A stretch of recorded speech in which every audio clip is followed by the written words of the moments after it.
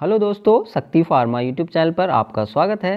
दोस्तों, अगर आप गवर्नमेंट फार्मासिस्ट एग्ज़ाम की प्रिपरेशन कर रहे हैं तो हम आपके लिए लेकर आए हैं वेरियस गवर्नमेंट फार्मासिस्ट एग्ज़ाम की एमसीक्यू सीरीज़। दोस्तों, जिसके अंतर्गत हम आपको वेरियस गवर्नमेंट फार्मासिस्ट एग्ज़ाम जैसे कि ITBP ASI pharmacist exam, CRPF ASI pharmacist exam, DSSB pharmacist exam, ESIC pharmacist exam, AIIMS pharmacist exam and जितने भी ऑल स्टेट फार्मासिस्ट एग्ज़ाम होते हैं उन सभी में आए हुए प्रीवियस ईयर एमसीक्यू को कराने वाले हैं विद हिंदी एक्सप्लेनेशन। दोस्तों, अगर आप एक रजिस्टर्ड फार्मासिस्ट हैं तो आपको पता ही होगा कि सभी फार्मासिस्ट एग्ज़ाम का सिलेबस लगभग एक जैसा ही होता है। तो दोस्तों, ये एमसीक्यू सीरीज़ आपके लिए बहुत महत्वपूर्ण होने वाली है। दोस्तों, एमसीक्यू सीरीज के अंतर्गत जो एमसीक्यू हम आपको कराने वाले हैं ये सभी फार्मासिस्ट एग्ज़ाम की दृष्टि से आपके लिए बहुत महत्वपूर्ण होने वाले हैं। सो प्लीज़ दोस्तों, नोट ज़रूर करते रहिएगा ताकि एग्ज़ाम टाइम पर आप क्विकली रिवीजन कर सकें। दोस्तों, अगर आप हमारे चैनल पर नए हैं और आपने अभी तक हमारा चैनल सब्सक्राइब नहीं किया है तो प्लीज़ चैनल को सब्सक्राइब कीजिएगा और वीडियो को अंत तक जरूर देखिएगा। दोस्तों, अब हम बिना देरी करते हुए शुरू करते हैं आज की MCQ series. Question number 1, which organ of the body produces the fluid known as bile? शरीर का कौन सा अंग पित्त नामक तरल पदार्थ का निर्माण करता है? Option A liver, option B kidney, option C stomach and option D pancreas.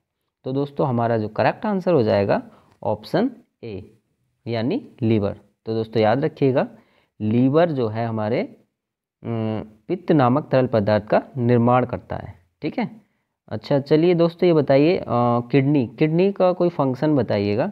चलिए देखते हैं किडनी का मेन फंक्शन क्या होता है। दोस्तों, किडनी जो करता है हमारा removes toxin from the blood. याद रखिएगा, रिमूव्स टॉक्सिन्स।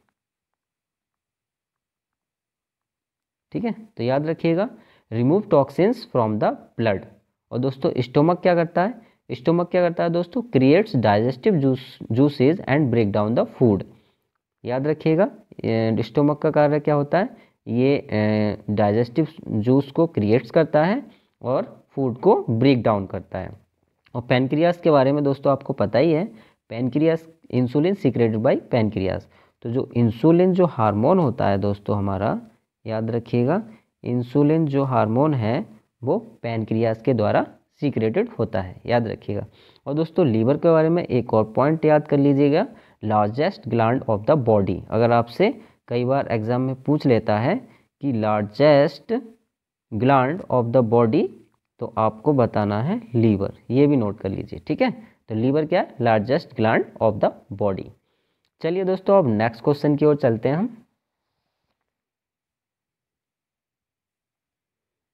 क्वेश्चन नंबर हमारा 2, which of the function of the liver? Liver का कौन सा कार्य है? Option A protein synthesis, option B enzyme activation, option C detoxification and option D all of the above.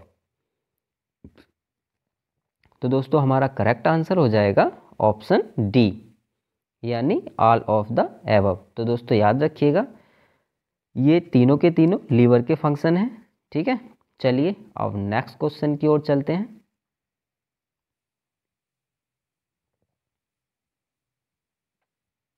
Question number है 3। Question number 3 है, cinnamon belongs to the family, यानी दालचीनी परिवार से संबंध रखती है। तो सिन्नामन को दोस्तों हिंदी में दालचीनी कहते हैं। याद रखिएगा। चलिए ऑप्शंस देख लेते हैं। Option A Rubiaceae, option B Lauraceae, option C Leguminosae and option D Umbelliferae. तो हमारा जो करेक्ट आंसर रहेगा ऑप्शन बी यानी लॉरेसी। तो याद रखिएगा, cinnamon belongs to the family Lauraceae. अच्छा दोस्तों, अब ये बताइए रूबिएसी किसकी फैमिली है? तो ये याद रखिएगा, सिनकोना की जो फैमिली होती है रूबिएसी होती है। नोट कर लीजिए इसको, सिनकोना। ठीक है, cinchona belongs to family Rubiaceae. ठीक है, नेक्स्ट है हमारा लेग्यूमिनोसी। लेग्यूमिनेसी ये भी नोट कर लीजिए। बाल्सम ऑफ टोलू जो होता है हमारा, बाल्सम ऑफ टोलू, ठीक है, बाल्सम ऑफ टोलू, ठीक, balsam of tolu, balsam of tolu की फैमिली होती है लेग्यूमिनेसी, ठीक है। अच्छा ये बताइए अम्बेलिफेरी किसकी फैमिली है? तो अम्बेलिफेरी जो फैमिली होती है वो होती है हमारी एसाफोइटिडा, नोट कर लीजिए इसको, एसाफोइटिडा, ठीक है। चलिए एक बार रिपीट कर लेते हैं, रूबिएसी की फैमिली है शिनकोना, और लोरेशी हो गई सिन्नामन की, लेग्यूमिनेसी जो फैमिली होती है बाल्सम ऑफ टोलू की, और अम्बेलिफेरी की फैमिली होती, अम्बेलिफेरी जो फैमिली है एसाफोइटिडा की, ठीक है। एसाफोइटिडा को दोस्तों हिंदी में हींग कहते हैं, ये भी ध्यान रखिएगा। चलिए अब नेक्स्ट क्वेश्चन की ओर चलते हैं।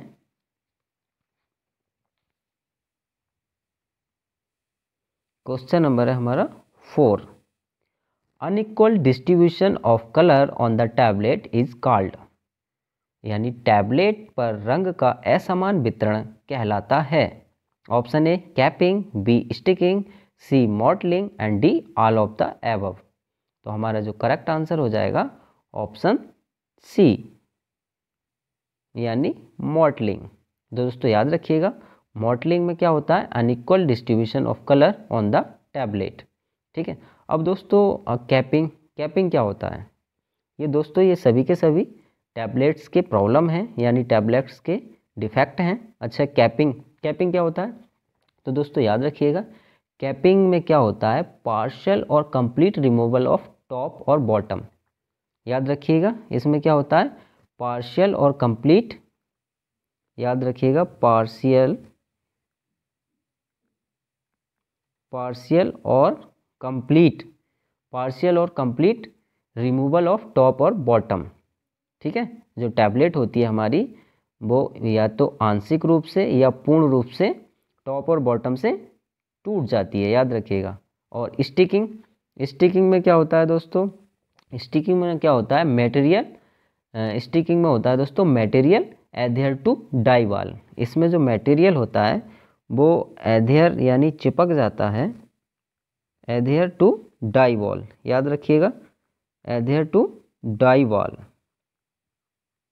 ठीक, याद रखिएगा। स्टिकिंग में क्या होता है, material adhere to die wall. और कैपिंग में क्या होता है, पार्शियल और complete removal top of bottom of a tablet, ठीक, याद रखिएगा। चलिए अब नेक्स्ट क्वेश्चन की ओर चलते हैं।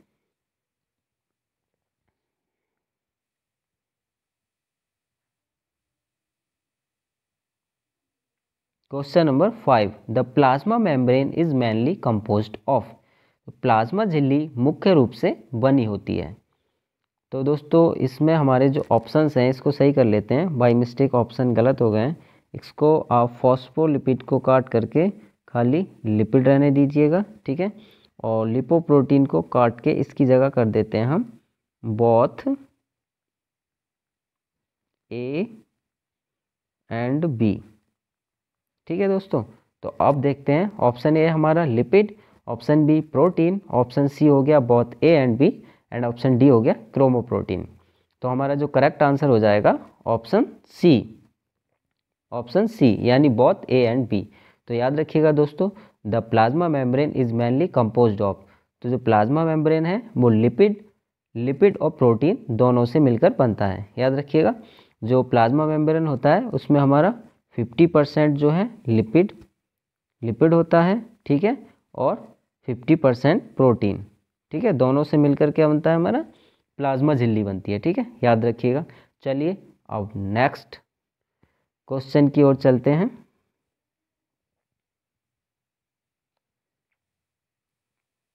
क्वेश्चन नंबर है 6, which of the used as anti dandruff agent in shampoo, तो शैम्पू में एंटी डैंड्रफ एजेंट के रूप में किसका उपयोग किया जाता है? Option a pyrithione, option b salicylic acid, option c selenium sulphate, and option D all of the above. तो हमारा जो करेक्ट आंसर रहेगा ऑप्शन डी, यानी ऑल ऑफ द एबव। चलिए अब नेक्स्ट क्वेश्चन की ओर चलते हैं। क्वेश्चन नंबर है हमारा 7, which of the drug H2 receptor antagonist, कौन सी दवा H2 रिसेप्टर विरोधी है? Option a pantoprazole, option b ranitidine, option c sucralfate and option d nifedipine. तो हमारा जो करेक्ट आंसर हो जाएगा ऑप्शन बी यानी रेनिटिडीन। तो दोस्तों याद रखिएगा जो रेनिटिडीन है हमारी H2 रिसेप्टर एंटागोनिस्ट होती है दोस्तों। अच्छा ये बताइए पेंटाप्रोजोल जो है वो किस कैटेगरी की ड्रग है? तो याद रखिएगा पेंटाप्रोजोल हो गया, ओमिप्राजोल, लैंसोप्राजोल या रेविप्राजोल, ये सभी की सभी हमारी क्या होती हैं? Proton pump inhibitor. नोट कर लीजिए क्या है? प्रोटॉन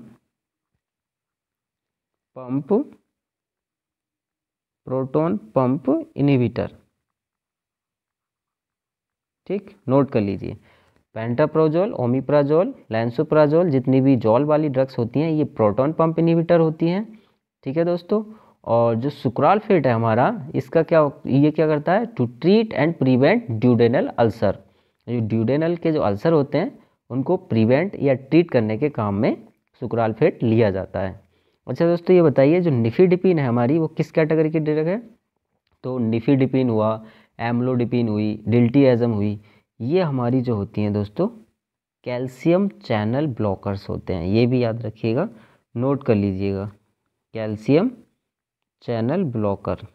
ठीक, कैल्शियम अगर आपसे कोई पूछ लेता है कैल्शियम चैनल ब्लॉकर्स कौन कौन से हैं, तो याद रखिएगा निफिडिपिन, एम्लोडिपिन, डिल्टीएज़म, ये सभी कैल्शियम चैनल ब्लॉकर्स हैं, ये भी याद रखिएगा। ठीक है, चलिए अब नेक्स्ट क्वेश्चन की ओर चलते हैं। क्वेश्चन नंबर है हमारा 8। Life period of drug is deals with, यानी औषधि के जीवन काल का संबंध है। Option a schedule P, option b schedule G, option c schedule H and option d schedule O. तो हमारा जो करेक्ट आंसर हो जाएगा ऑप्शन ए यानी शेड्यूल पी। तो याद रखिएगा life period of drug is deals with schedule P. अच्छा शेड्यूल जी के बारे में बताइए। तो याद रखिएगा शेड्यूल जी, नोट कर लीजिए, जो list of drugs used under medical supervision. याद रखिएगा अंडर मेडिकल सुपरविजन से याद रख लीजिएगा इसको, under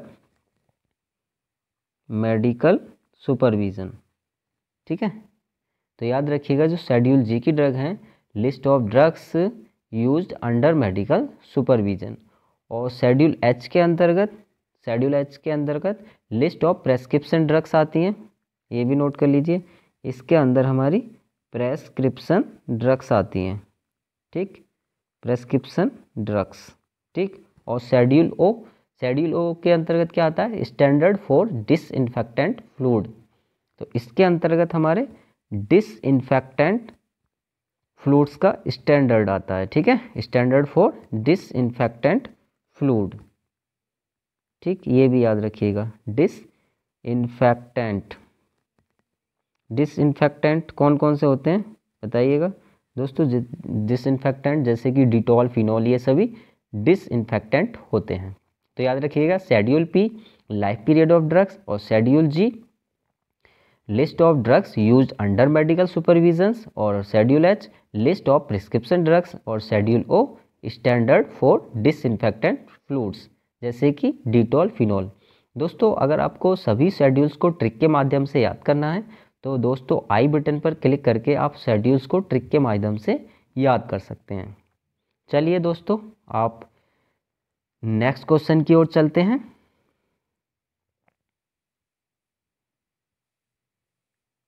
question number 9। Oral anticoagulants drug is, oral थक्का रोधी दवा है। Option a warfarin, option b phenindione, option c both A and b, option d none of the above. तो हमारा जो करेक्ट आंसर रहेगा ऑप्शन सी यानी बोथ ए एंड बी। तो दोस्तों याद रखिएगा वारफेरिन एंड फेनिडाइओन दोनों ओरल एंटीकोगुलेंट्स ड्रग हैं। चलिए अब नेक्स्ट क्वेश्चन की ओर चलते हैं।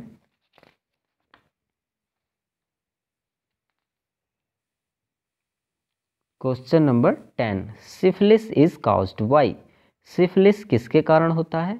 Option a Salmonella typhi, option b Entamoeba histolytica, option c Treponema pallidum and option d Streptococcus bacteria. तो हमारा जो करेक्ट आंसर रहेगा ऑप्शन सी यानी ट्रेपोनेमा पालिडम। तो याद रखिएगा दोस्तों, syphilis is caused by Treponema पालिडम।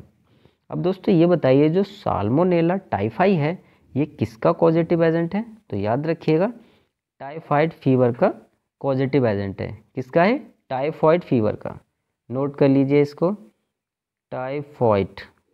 ठीक है, टाइफाइड का पॉजिटिव एजेंट हो गया साल्मोनेला टाइफाई। एंटामोएबा हिस्टोलाइटिका किसका है? तो ये होता है हमारा एमोबिएसिस। याद रखिएगा एमोईबिएसिस।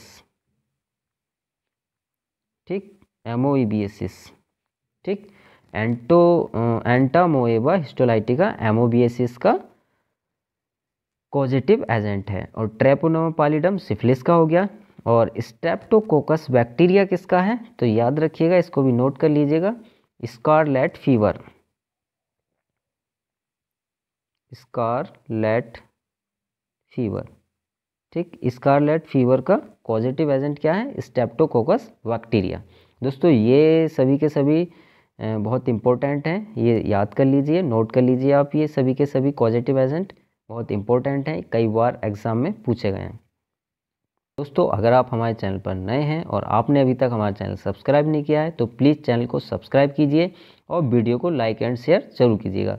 दोस्तों कमेंट जरूर कीजिएगा कि आज की क्लास आपको कैसी लगी और नेक्स्ट क्लास आप किस टॉपिक पर चाहते हैं। Thank you for watching.